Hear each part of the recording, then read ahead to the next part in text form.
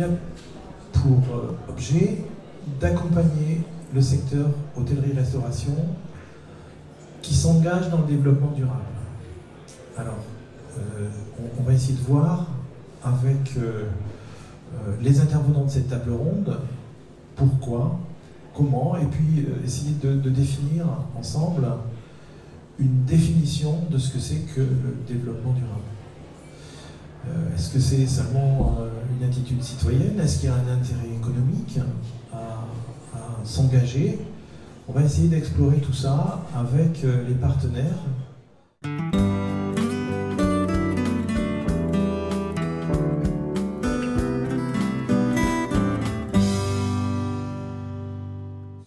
Oui, le développement durable, vous l'avez dit tout à l'heure en introduction, peut évoquer différentes choses. On entend souvent derrière le mot développement durable le volet environnemental. C'est celui qui vient tout de suite à l'idée. Évidemment, c'est toute la démarche sociétale qui va avec. C'est un pan économique. C'est aussi l'implication au niveau du fonctionnement avec ses salariés. Voilà. Donc, tout dépend, on peut en parler, on peut le définir très longuement, le développement durable. Il y a un volet qui est aujourd'hui prépondérant, c'est le volet environnemental, puisque de nombreuses démarches sont mises en place. Ça répond aussi à de nouvelles attentes, bien que l'hôtellerie-restauration ait dû travailler sur le volet durable du fait de son fonctionnement, notamment avec ses salariés, depuis longtemps, et s'est engagé depuis longtemps maintenant sur ce sujet. L'impact du développement durable aujourd'hui, c'est à plusieurs niveaux. Il est bien évidemment écologique, encore faut-il avoir la sensibilité qui va avec. Si toutefois les responsables d'entreprise, les chefs d'entreprise n'ont pas cette sensibilité, les clients l'ont de plus en plus, donc c'est répondre à une attente. On a donc un volet économique. Et puis en termes de communication aujourd'hui, c'est un volet important. On a aujourd'hui des outils de mesure, on va peut-être évoquer tout à l'heure l'affichage environnemental. Voilà, on a différents vecteurs qui nous permettent de communiquer et d'entrer dans un cercle vertueux entre les entreprises elles-mêmes, leurs clients, les salariés et tout le monde aller finalement dans le même sens pour servir une cause commune. La RSE pour le groupe Barrière, ça a vraiment été une volonté de la direction de s'engager sur les thématiques du développement durable, parce que ça a du sens pour nous, parce qu'on ne peut pas faire sans actuellement. Et on a vraiment une démarche volontariste sur ces thématiques. Alors c'est vrai au départ lié d'abord au pilier environnement, puisque pendant plusieurs années on a été certifié ISO 14001. Et puis on s'est ouvert vers la démarche RSE.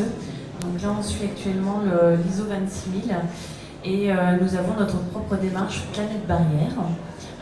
Que nous avons donc défini avec 5 thématiques que vous pouvez voir ici, qui est la gouvernance et le dialogue, la relation clientèle, l'environnement, le côté employeur responsable et l'accès développement local.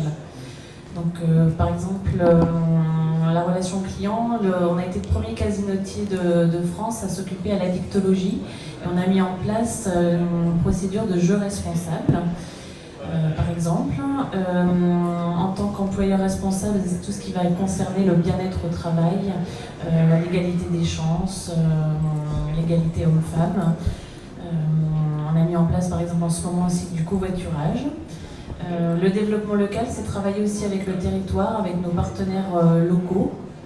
Et justement, on verra peut-être tout à l'heure, mais on est en train de réfléchir justement à pouvoir revaloriser notre pain qui reste. Donc ça serait l'occasion de voir ça ensemble. Et donc la politique développement durable, elle est réalisée chaque année en concertation avec les parties prenantes sur le terrain. Et on monte donc tout un plan d'action et une politique RSE annuelle qui est développée comme ça sur chacune des thématiques. Et pour vous présenter un peu comment ça se passe au niveau du groupe Barrière, donc il y a une direction et après dans chaque établissement il va y avoir un relais développement durable avec un comité développement durable qui l'anime. Et dans ce comité développement durable, il y a un responsable de chacun des services, un responsable de service voilà, de la femme de chambre, la restauration, l'économa, voilà, tout le monde va être représenté pour que après chacun aussi à son niveau puisse déployer auprès de ses collaborateurs, auprès de ses équipes, les actions qui sont décidées ensemble. En fait, on fait partie d'une chaîne qui s'appelle Les Castels. On représente 35 campings, dont des très très beaux établissements. Donc l'ensemble de ces établissements, on s'est dit que ce serait bien de communiquer sur quelque chose qu'on fait au quotidien depuis 40 ans. Donc c'est pas vraiment nouveau, je dirais. Et on a cherché donc un label et on a trouvé donc le label Clé Verte, qui est un label qui est de plus en plus reconnu. Je crois qu'il y a 650 entreprises qui adhèrent à ce label. L'intérêt du label, c'est que tout est déjà prévu. Tout est déjà bien carré. Et donc, quand on a une question sur telle ou telle problématique environnementale, ils ont en gros la réponse. Ils ont déjà bien vu tout ça. Donc pour nous, après, il y a un certain nombre de critères. Si on répond aux critères, on peut être labellisé. La priorité dans l'hôtellerie, c'est de réduire la consommation des combustibles fossiles, réduire l'utilisation de l'eau, avoir du transport écologique, choisir les aliments écologiques, kilomètre zéro, et très important, éduquer le personnel et le client. Il y a beaucoup de choses que peut faire un hôtel vert. Ici, j'ai dit quelque chose que nous avons déjà fait dans notre hôtel. Et ces choses ne sont pas chères. Ce sont petites choses qui peuvent permettre de réduire le consomme de 30-40% de coût de l'électrique. L'énergie électrique, il produit plus de pollution que l'autre industrie. Le changement de la lumière, de l'ampoule d'éclairage, il fait un consomme moins de 705% dans le consomme annuel. L'installeur des détecteurs de mouvement qui sont quand il passe la personne dans les magasins, dans les salles de bain, il a une grande réduction de l'énergie électrique. La ventilation dans les cuisines, il y a des chefs qui vont dans la cuisine et tout de suite le four on, la ventilation on. Nous devons dire à notre employé que tout le coût, c'est très important, et le monde a besoin de réduction des consommations. Les grandes et certains restaurants et hôtels utilisent la green economy pour faire du marketing. Et la cliente qui va choisir les hôtels, ce sont green. Et 90% des green hôtels ne sont pas seulement green, ils sont smart, cheap, modernes, cool. Parce que la personne va chercher des hôtels qui sont jeunes. Et en green hôtel, je suis sûr que c'est jeune. Je représente l'association Revive, qui en quelques mots est une association de réinsertion sociale au sens large, donc qui œuvre dans le champ de l'hébergement d'urgence, le logement, l'insertion par activité économique, également la santé, la justice, la parentalité. Et donc on a une action qui s'appelle Agrippin, qui est une action qui entre dans le cadre de nos chantiers d'insertion justement, donc c'est l'insertion par activité économique. Et cette action s'inscrit pleinement dans ce qu'on appelle l'économie circulaire en fait, puisque c'est une action qui a une plus-value au niveau social, au niveau environnemental, également au niveau économique sur le territoire. Donc, qu'est-ce que cette action finalement, Agrippin? C'est le recyclage du pain invendu, donc actuellement principalement auprès des boulangers, des petites et moyennes surfaces, et on développe également nos partenariats donc avec les hôteliers, les restaurateurs, mais également les associations, les cuisines collectives, les collèges et lycées, etc. Et l'idée c'est de traiter le pain invendu pour le transformer en mouture de qualité qui va servir de complément alimentaire aux vaches laitières. Et ensuite, donc, cette mouture sera vendue, est vendue d'ailleurs actuellement, puisque l'action fonctionne. Cette mouture est vendue aux agriculteurs normands qui ont des vaches laitières. Et en fin de chaîne alimentaire, du coup, il y a l'homme. Et c'est ce qui fait que ce projet s'inscrit pleinement dans le cadre de l'économie circulaire, c'est-à-dire qu'on fait travailler des personnes en insertion, donc des personnes qui étaient éloignées de l'emploi, on les redynamise, on les remet dans un parcours d'insertion vers l'emploi. On a également des bénévoles, donc ça encourage l'engagement citoyen au sein de notre société. Donc ça, c'est vraiment pour le volet social. Pour le volet environnemental, donc on lutte contre le gaspillage alimentaire. L'idée, c'est qu'on passe d'un produit qui était jadis jeté, mis à la poubelle, et qui aujourd'hui va servir à l'économie locale, justement, et à l'insertion des personnes. Et enfin, c'est aussi un projet qui a une visée économique, qui participe à l'économie locale en Normandie pour nourrir les vaches laitières des agriculteurs à un moindre coût, puisque ce produit est vendu à un prix semblable au maïs actuellement, mais il a des valeurs justement énergétiques qui sont supérieures au maïs. Et enfin, on parlait aussi que l'écologie, l'investissement dans le vert, ça peut également rapporter.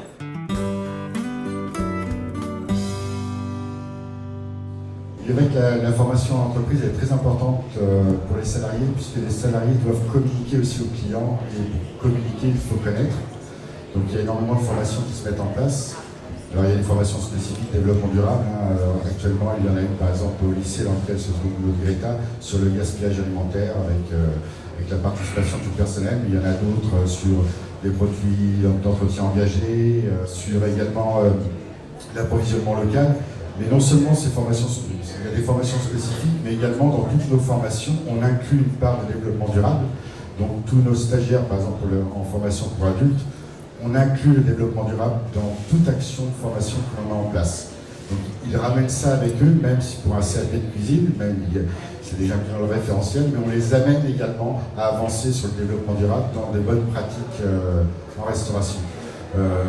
Pour citer quelques exemples, toutes les formations dont je suis référent sur l'agence de Bayeux, je les emmène visiter des producteurs locaux, pas forcément bio, mais où ils peuvent s'approvisionner localement pour réduire leur impact carbone d'un point de vue de leur futur métier. Donc énormément de formations à se mettre en place. Il y en a une actuellement sur le compost. C'est un restaurant de collectivité qui a créé son propre compost et qui est réutilisé après dans leur aménagement. Donc voilà, énormément de mise en place et il y a encore beaucoup à faire, il y a encore énormément de marge de progression, mais on va y arriver.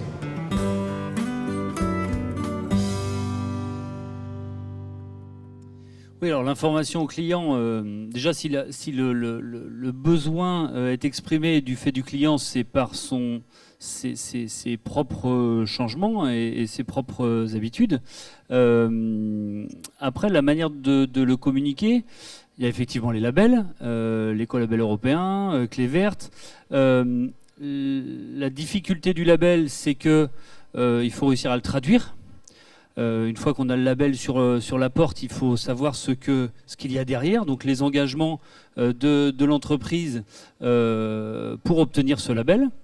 Après, il y a des choses très simples qui vont être, je pense au circuit court, je pense au petit déjeuner, ce qui va être vrai dans les hôtels. Quand on a déjà des contenants plus importants, des confitures locales, des produits locaux qui sont clairement affichés, et je ne parle même pas du bio, je parle simplement du local. Ça démontre un certain engagement de la part de l'exploitant à encourager ces pratiques. Après, au-delà des labels, et je laisserai aussi Maëva compléter mes propos, on a depuis quelques années des expérimentations sur un affichage environnemental, puisque c'est quelque chose qu'on doit développer, qu'on a développé. Ça fait aussi partie des directives ou futures directives européennes. Et cet affichage doit pouvoir, encore une fois, transcrire la réalité de la politique de l'exploitant. Et on va avoir, par le biais de ce qu'on a appelé un affichage environnemental ou une étiquette environnementale, une graduation de l'effort ou de l'impact, en tout cas, à différents niveaux, que ce soit sur la consommation d'énergie, que ce soit sur les déchets, la consommation d'eau. Et on ne va plus avoir... On va avoir une photo à l'instant T de l'impact environnemental de l'exploitation, mais qui n'a pas vocation à rester tel que, qui a vocation à être un point de départ, un point de départ, un plan d'action dans les années à venir, et cette étiquette va devoir évoluer au cours des années et ainsi traduire non seulement les engagements d'origine de l'exploitant, mais aussi sa capacité à faire performer cette étiquette au fil du temps. En fait, le groupe Barrière veut vraiment être le plus transparent et le plus fluide possible par rapport à sa communication vers le client, parce que il est fier de ce qu'il fait. On fait beaucoup de choses, on a des actions diverses et on a envie de le faire savoir.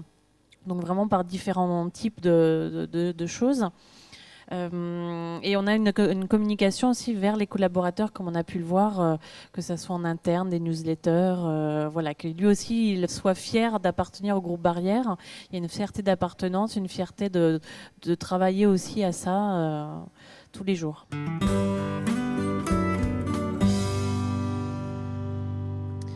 Je pense qu'au sein du groupe Barrière, ce qui peut attirer les jeunes et les personnes qui sont intéressées par l'hôtellerie et la restauration, c'est aussi parce que le groupe a une politique sociale. On parle souvent de l'environnement, des énergies, etc. Mais il y a aussi tout ce qui va être mis en place pour le bien-être du salarié, sa formation justement en interne, comment il va pouvoir évoluer au sein de l'entreprise, tous les moyens qui sont mis en place pour lui. Je le vois aussi par exemple en cuisine, le fait qu'on ait une action sur l'alimentation responsable. Je sais que nos chefs sont très créatifs, on leur laisse cette liberté de pouvoir créer des menus bas carbone, des menus bons pour le climat. Et donc c'est là aussi pour eux une façon de créer, d'avoir une carte plus verte, plus locavore, comme on dit également. Donc ça peut être une façon aussi de voir les choses sous un angle original. Alors susciter des vocations, je ne sais pas. Je ne pense pas qu'on vienne à ce métier ou à ces métiers pour ça. En tout cas, dans chacun de nos métiers, on peut y trouver une réponse.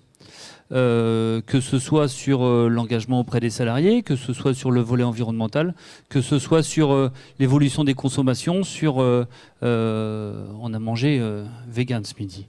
Voilà, ça c'est une nouvelle demande, donc c'est une nouvelle offre.